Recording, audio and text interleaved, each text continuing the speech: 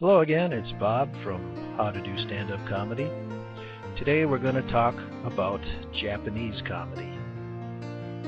Japanese comedy has had a long and illustrious history, which I find to be a fascinating subject. And as you may expect, the country has spawned many different categories of comedy over the past centuries. In America, where I now live, there are parallels to this. We have many different varieties of comedy as well. Some of which are regional, such as hillbilly or redneck humor. Japan's humor categories are also regionally based, the prime example being manzai. For this article, I'm going to focus on manzai is a traditional style of stand-up comedy in Japanese culture, which usually involves two performers, a straight man known as a tsukomi, and a funny man, boki, trading jokes at breakneck speed. Most of these jokes revolve around mutual misunderstandings, double talk, puns, and other verbal gags. Americans might liken manzai to those fabulous Abbott and Costello routines of the 1930s and 40s. If the names of Abbott and Costello don't ring a bell to those of the younger generation, perhaps you've heard their famous routine, Who's on First? Manzai humor is very similar to Who's on First in many regards. Manzai can trace its roots back to the region of Osaka, where the comedians would carry out their witty and funny lines speaking in the Kansai dialect. Yoshimoto Kogyo, a large entertainment conglomerate based in Osaka, was the driving force behind manzai and was instrumental in introducing it to the Tokyo audiences way back in 1933.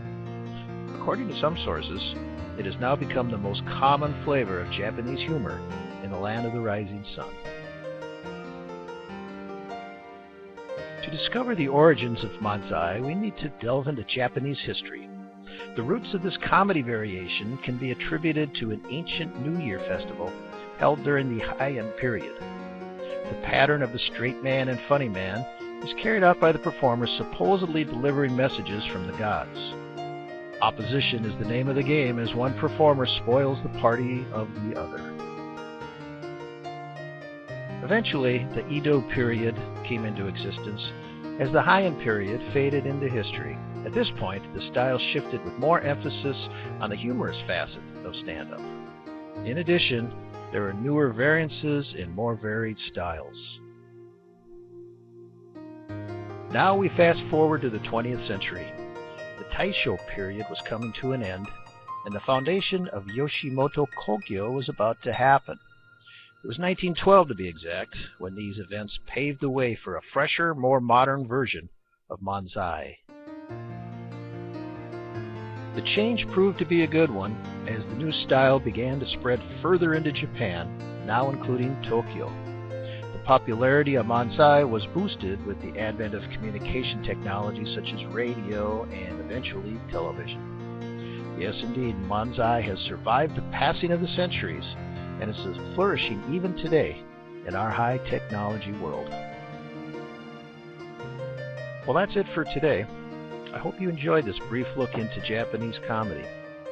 I hope you feel as I do that comedy, when performed well, can make the world a better place. This is Bob from How to Do Stand-Up Comedy, and I'd like to invite you to our website. Simply click the link below this video to access literally hundreds of videos and other such articles pertaining to the world of comedy. In addition, there's another link elsewhere on this page that will take you to a specific page that will discuss Aikido in further detail. Bye for now.